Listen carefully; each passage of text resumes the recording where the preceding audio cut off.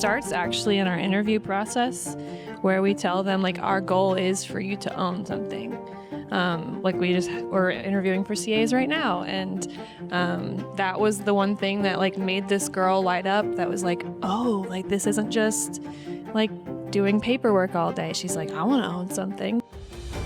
All right, chiropractors and chiropractic students, welcome to the Family Practice Podcast. You know, the one you've been waiting way too long for, because this podcast will actually stay focused on chiropractic. Not only what it takes to get world-class clinical results for kids and families in your community, but also what it takes to build a legendary, incredible family practice that takes care of your family way beyond your dreams. I'm Dr. Tony Ebel, and I'll be joined by Dr. Matt Hill, Dr. Ellie Wright, Jackie Jacobowitz, and incredible guests, chiros, associates, CAs, all these folks making massive impact around the world. We're going to cover everything: pediatric, perinatal, family practice.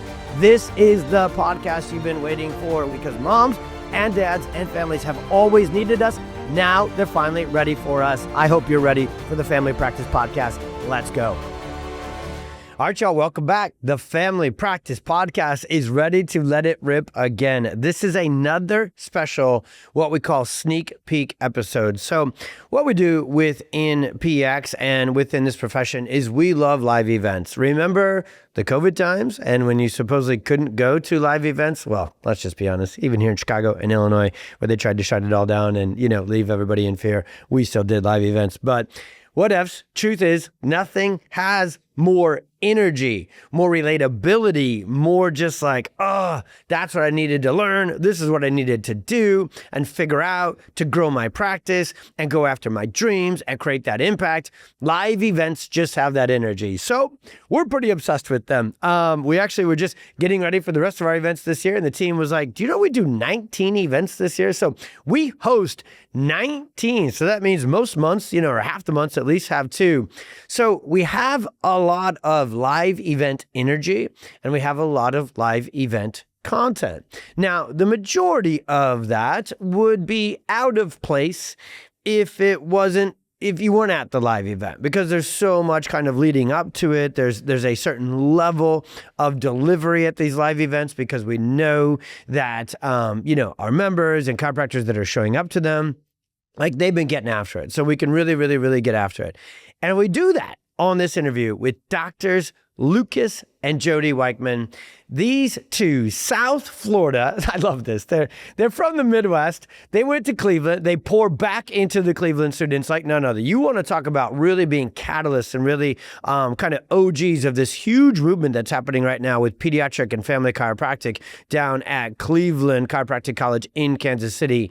Lucas and Jodi deserve an immense amount of credit for the fire that is brewing, and this is a good fire, down at Cleveland in KC. But evidently they didn't want to spend winters sitting around the fire in sweaters trying to stay warm, because they have moved to Florida and set up shop in a beautiful community, beautiful area. And my goodness, these two have a beautiful, impactful practice. So what we did is we got together at this advanced mastermind. And what we did is we pulled Lucas and Jodi up and we said, take a seat, let me interview you. So this is me interviewing them live at the event, because very few, brand new, and that's what they are. They're a year or two into practice. I can't remember the exact specifics now, but they're brand new into practice. They absolutely positively still qualify as a startup.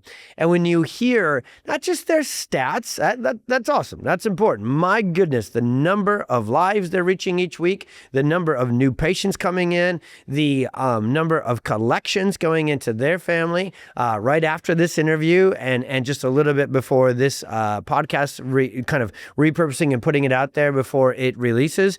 They take their first ever trip. They are expecting their first ever beautiful baby. And so they took a little honeymoon, baby moon. I don't know. I'm a dude. I don't exactly know what those are called. And not only did they have all the funds to go off and have an incredible vacation as young practice owners, they had the freedom, because very early and very fast, they already have an associate and a team-driven practice.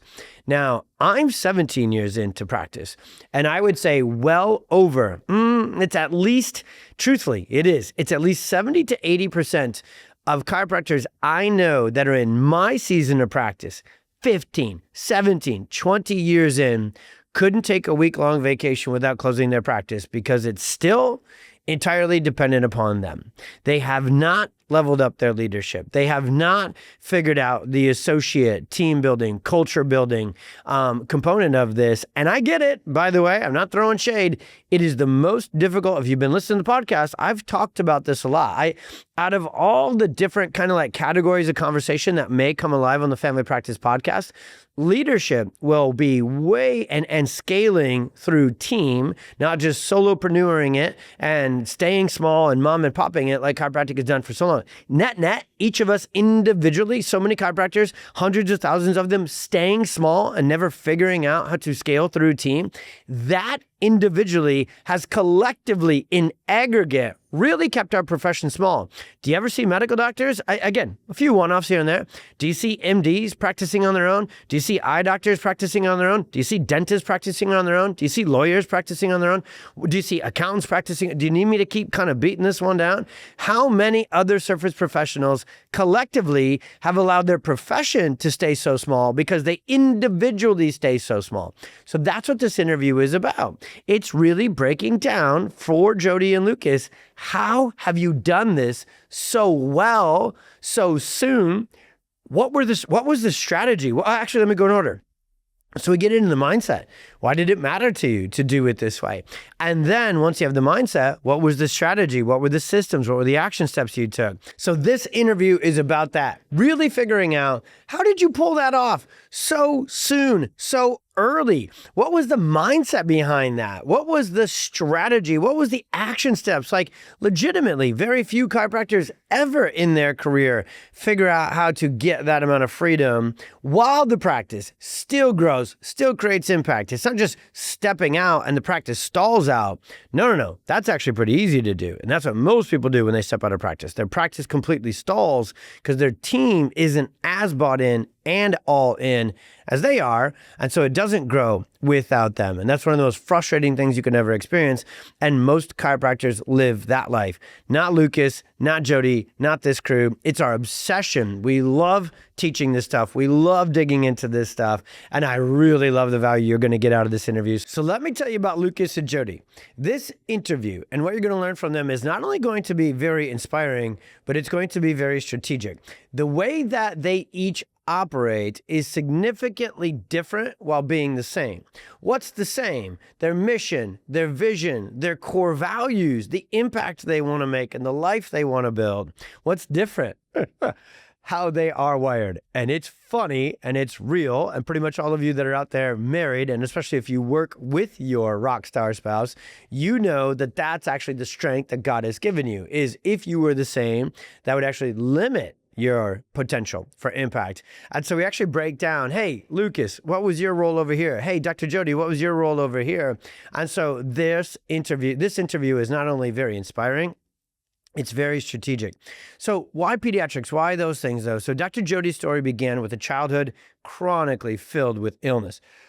Constant sinus infections, viral bugs, and really kept her in a cycle of sickness, nonstop antibiotics. That continued into her college years and led to painful bladder infections and all sorts of challenges that were there and building and getting worse until neurologically based chiropractic care entered her life. And with consistent adjustments, her immune system completely recovered.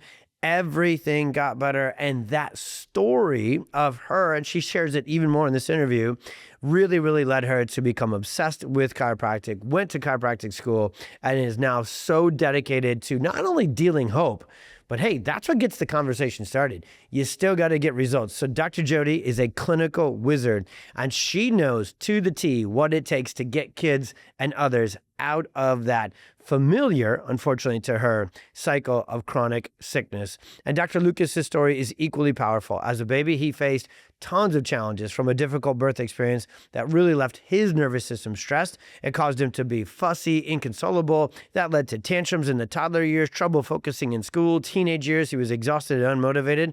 And so Lucas full throttle, full send, is a perfect storm kid, was a perfect storm kid. Guess what his rock star mom did? Took him to a chiropractor who identified the root cause. His nervous system was subluxated. And after starting care, his entire life turned around, became homecoming king, all-American athlete, and a doctor of chiropractic, Cleveland Chiropractic College, KC proud. And this dude, man, was he crafted and called by God to be a pediatric perfect storm chiropractor. I think the world of him. His clinical proficiency, just like with Dr. Jodi, is at the highest level, but his personal relatability to those families just brings it to yet another level. And these two, they will bring a wealth of experience. They have the hugest hearts. They are so kingdom driven, and they're just so, I'm not calling them old, because they certainly aren't. They're not there yet, but there's some old souls full of wisdom. And if you know me and you know Christina and how much we love these two and respect these two, if we call you old, we love you that much. Because when you get to that level of wisdom and humility and maturity, that's where you really become dangerous to the pediatrician. That's where you really become dangerous to Big Pharma. Because what these two know is exactly what matters and what they are called to do. And what these two also know is what doesn't really matter. I've never really met a young couple in chiropractic that doesn't get distracted at all, doesn't get off course at all. They are literally dead on it, so mission driven, so committed, so focused, so strategic, and so successful. And I can't wait for you to hear this interview with Dr. Lucas and Dr. Jodi. Let it rip. Who knows these two rock stars, Jodi and Lucas? All right. Who doesn't? Okay. Awesome. Even more fun. Okay. So what we want to start with, because it's so important, where were you, right? What's the starting of this? Because excitedly, and we're going to get there for you guys too, 2-year anniversary coming up, team of 6, stats, family, everything rocking and rolling. But go back to the beginning. You are not from Florida. How the heck did you find this pediatric and family nervous system focused mission? How did you decide that that's where you're going to open up shop? Let's just get the foundation first. So we were about, 2 months from opening our practice, and we got an ad. Funnel worked for the 10D science course. And we were like, okay, yeah, like we like science. We like the nervous system. We want to be a peds practice, and no coach or group had ever been like fully aligned with what we wanted. And so we just bought the 10D, and it was like, okay, yes, this is what just the course is always, just the science module. And so it was just like, okay, yeah, we need this. This is how we want to open our practice. Our business plan that we gave the bank was like, we're having x-ray, and we're going to be an upper cervical office, and like everything like 2 months before we opened just switched. Like we have a room with lead walls that has no x-ray in it. Nice, soundproof, a little quieter in there, Yeah. Okay. So we totally 180'd right before opening, and bought our scans, and just you had walls up and all of that already going when this pivot happened? Yeah. Awesome. Yeah. Can I pull on a few threads here as we go through in chronological order here? If you were to go back to trying to remember your brains and your plans back then, so prior to PX anything, would you have started with team and CAs? How were you going to start from a business standpoint? I know it made a massive shift in who you're going to serve and how you're going to serve them, but if you isolate the business conversation, you're starting up, there's 2 of you, both your loans, what was kind of your investment mindset in terms of team? Well, we actually just started with us two for like the first 5 months, and shouldn't have. Well, we didn't have a lot of this. Actually, I'm thinking out loud while talking. We didn't have a lot of this. We weren't pushing heavy into this conversation. Probably that you would have been just ahead of that, right? We were only in the science module. Totally. So we didn't know anyway. Well, you had a long journey. If we're just all being real, you had a long journey. That takes a lot of your focus because you're coming from Cleveland, right? The great, University of KU. And so you're coming from that place. So it was the absolute right move to go head down, kind of blinders on, right, to the things that you did. Yeah. All right. And then it's awesome because it tells us a story of how much those first 5 months probably sucked trying to do it all by yourself, right? So, all right. So keep going as you guys get open. What did it look like those first couple of months? Yeah, so we would take turns being doctor and CA. We had like one person every 15 minutes because we also had to schedule them and take their payment and all of that. We had to answer the phones and we don't even know how to take a phone call anymore, but oh yeah, we were doing our own scans. We were doing everything. Who was the best CA? Really? Okay, all right, I got it. Okay, all right. Jodi, I can totally see the other. No, just can't. Okay. All right. But then we got to the point where we're like, this is not going to be sustainable. I mean, it wasn't sustainable ever, but What was the worst of it? Let's be honest. I mean, we couldn't fit people in.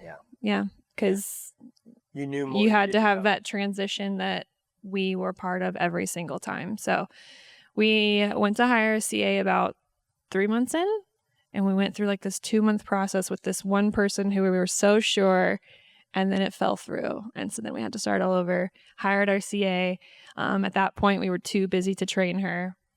So her first day, she's taking phone calls on her own and like sink or swim. I mean, she swam. So thank you, God, for that. But you know, it's something we would have done differently. And now we know, don't wait until you need somebody, because then it's going to be chaos. Kind of answering your question of like, what was the worst of it? So I was the more CA person at that point in time. And so we actually butted heads a lot, like in our marriage of it's your practice. Like you're the doctor, I'm the CA. And so like our marriage actually took a pretty big hit on it. So that was big. Thank you for sharing that, because there is, what's the term for that? There's a lot of side effects to being in the wrong position with your profession, right? And your day-to-day operation, or even like not even day-to-day. Like if you got to do it one day a week, you get so grumpy that ruins the weekend. You know, like, holy cow, that's real. That's super real. Okay, so if we're documenting the lessons from the first season, the 30,000 foot view is, okay, we can't do all this ourselves, but also then, you know, you got that CA and the training there was no training, right? Is that kind of how it is? Okay. Now that had to become, and still to this day will forever last as a very valuable lesson, right? Because you have that 180 degree. So now I know for you guys what you're really, really good at as leaders. Like you've grown as leaders so much over this last little bit. So let's kind of fast forward for this today. Let's skip the middle a little bit and let's get to where we are today. What I know you guys do is you look for team members to have the exact strengths into the functions you're looking for, but you're also looking for them to not just do what you tell them to do and then it's still all on your show. You're looking for people who own this space, right? Mm-hmm. So can you kind of bring us there, the difference between having CAs on the team who are maybe just they're doing stuff, but they've always got to be told what to do. How have you shifted to where you lead the team, where you really empower them to own things and match up in that way? Yeah. So now it starts actually in our interview process where we tell them like our goal is for you to own something. Like we're interviewing for CAs right now. And that was the one thing that like made this girl light up. That was like, oh, like this isn't just like doing paperwork all day. She's like, I want to own something. So that has shifted even into our hiring process. And then now, like just seeing how important it is. Every single week we call out the strengths. We say, hey, I see you're doing really great at this. And when we do our wins at our town hall meetings, one of the wins is a shout out, like just having that culture of like recognizing strengths. And then when we do spot it, like, oh, you need to be in charge of this. It's a slow process. Like we talked about yesterday, dumping. We've done that. Doesn't work well. But now when we have these big projects that we're taking over, we're meeting weekly. We're having training constantly, checking in, like, how's this feeling? How's this going?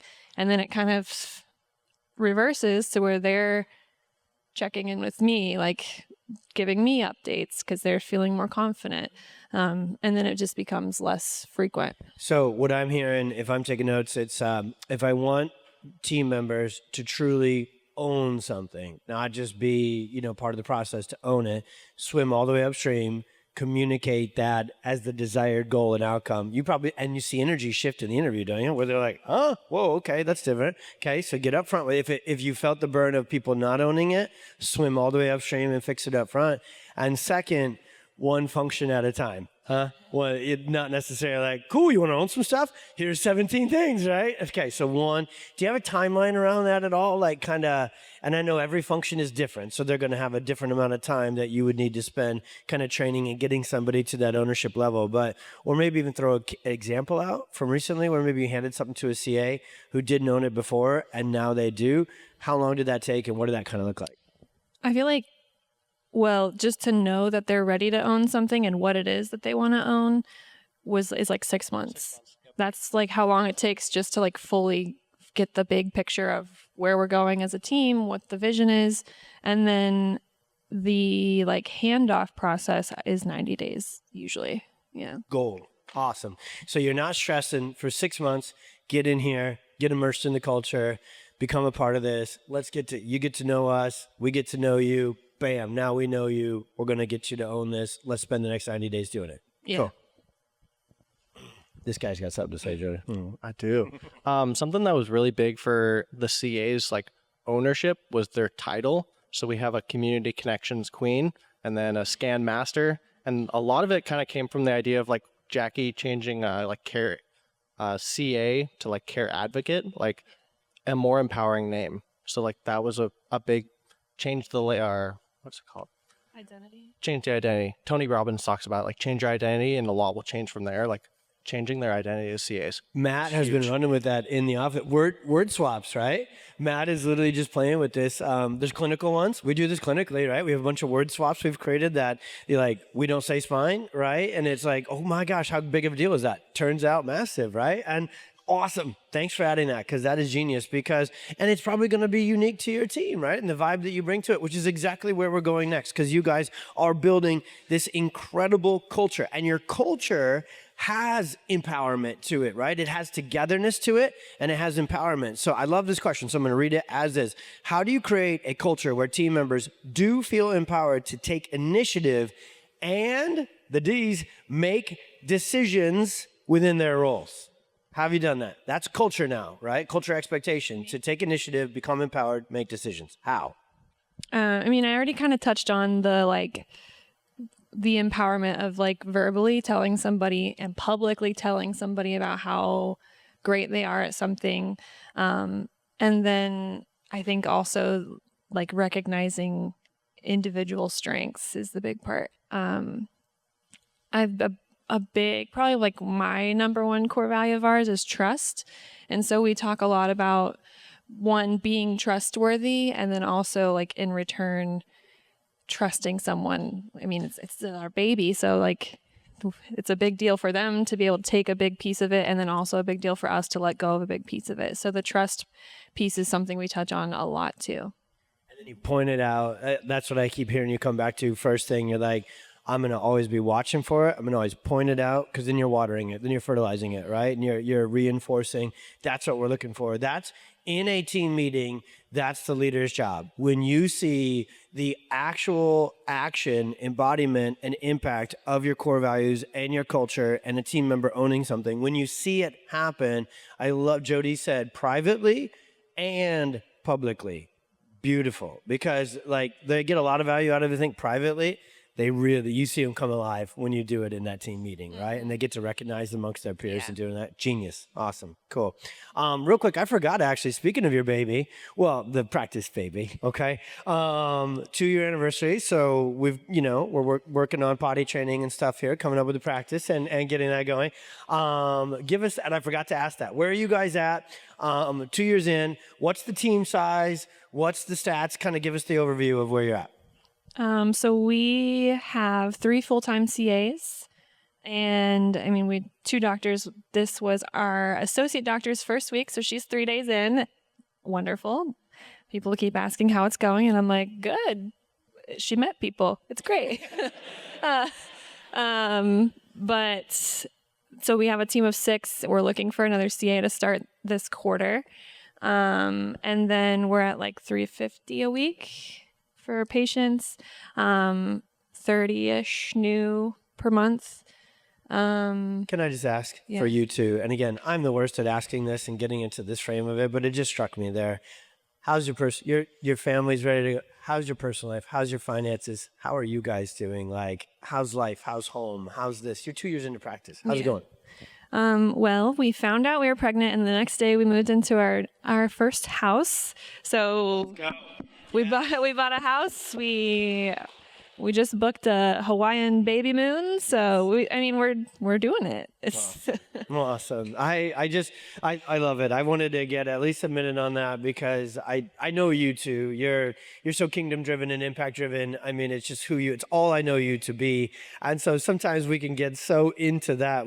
Sometimes we're not the best at just the enjoyment and the celebration of the other things too. But I think Hawaii shall do. That will do. Absolutely. Right. And you already live in Florida. You already live in Paris. we had to level up a little bit. Yeah, totally. Absolutely. You didn't schedule it up here for January, the baby moon?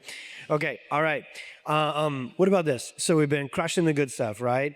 Getting into the strengths, getting people to own stuff, making that part of the culture. Have you experienced any resistance when it comes to encouraging those team members to take the ball and run with it? Yes. And I would say we've had resistance. Maybe not resistance, but like both ends of the spectrum to where someone was not like filling in that role. And like when we called them up to own something and lead something, it was just like everything went wrong. We had a CA that was just crushing it. She was amazing at everything she did. And we were like, you need to be our lead CA. We want you to be in charge of the CA team. We had to take some things off of her plate for that, and that did not go over well. So we learned from that about how important clarity is. Like, we're not taking this from you because you're not good at it, but because there's more for you. So clarity has been a big thing that I personally, as an IG, I'm like, what is that? I don't know. So that's something that I have to work hard at to communicate. And then the other end of the spectrum, we have a CA that just recently started owning things. And I think she was on like an ownership high and wanted to own everything. Seats that were not hers on the bus. And it was like she wanted to own the business and make business decisions. And I was like, okay, I love the enthusiasm. However, slow down. So same thing. It's clarity of what you do own and what you do not own. Did the first situation, great CA, crushed in that role, wanted to go to the next one, the clarity of communication things got lost in translation, didn't happen. How is that relationship now? Oh, we haven't seen her since the last Brick Builders. So lesson learned, literally, to Yeah. the T. Okay. That's the reason I asked that, just for clarification on how that ended up, is that is one of those lessons, again, that yes, hindsight's always going to be 2020, but now foresight is 2020, right? On to the next ones every single time. It's like, okay, well, if we're going to make this move, and those are actually, I think, almost maybe the riskier moves when you have somebody who's just balling out and doing great in their position, and you're thinking about moving them to another one. And because they're already so dang functional in one. Yeah. So that is one of those moments to really slow down and communicate the heck out of that. And you almost have to just communicate it to yourselves a bunch of times and be like, is this really needing to happen? Yeah. Well, and it's also, we learned just because you're a great worker doesn't mean you're a great leader. And that was something that we hadn't pinpointed yet. Anybody have questions on that before I move on to the last one? Or anybody on the team need to that is a lesson we are right in the thick of. It's one of the ones that I think we've always known, but we're really, really learning right now. And it's this conversation right here. So the difference between a great GSDer, tenacity, get things done, and then leader, those are different. Right? Especially for certain people, and they don't necessarily cross-pollinate. So just be conscious of that and aware of that, everybody going forward. You might have somebody who is just meant to be in that spot for 20, 30 years, just crushing that spot, and they don't need to move up, right? They can move up within that, but they don't need to move out of that role into another one. All right. So if you kind of take this whole, the team is 6, it's going to be 7, there's 2 of you, there's going to be 3, all of the amazing things that are going to be. If you look back, when it comes to you two, what have you learned about yourselves when it comes to the art of implementation. So implementing systems, team dynamics, like where do you feel you are on that skill set of learning? I mean, I know how I would grade you extremely well, but what have you learned on the process of learning, implementing, getting after it? I think at first it was being willing to give up something. We did everything, it was just us in the beginning. And we were good at everything. I felt like. Sounds like you might not have been the best CA, honestly. Not me. No, I was not a great CA. Yeah. No, but like I was a great marketer. Yeah, for sure. And I was like, wait, someone else should be doing this? But what if they mess it up? And so that was hard for me to give up to somebody else. And then when I did, it was like, oh, what else can I give up? Like, what can where else can I delegate? So learning about how rewarding letting go is. And then when it comes to that transition, there's going to be a lot of feedback. It might be hard sometimes. And I think part of that we've learned is we have to be hungry for feedback also and willing to accept it with grace too. Because if we're not willing to have that feedback from our team, why would they be willing to have it from us? And having something that we've learned a lot in the last couple of quarters is being willing to have those hard conversations soon. Because it's, we think about how it affects us, but it's not just us that like any issues on the team might have, but it affects them in their personal life, in their professional life. It affects the entire team. And so now that we've been more willing to have those confrontational moments, it's been rewarding to see, okay, they are excited to be a better person, to be a better team member and grow outside of what they thought they knew. Have hard conversations sooner. Awesome. If hiring sooner is a lesson within leadership, one of the most important, difficult jobs is the hard. It's right up there, the top three, right, with the leader job of having those hard conversations. And so the value of it is done earliest, right? Early intervention. There you go. Lucas, what about you?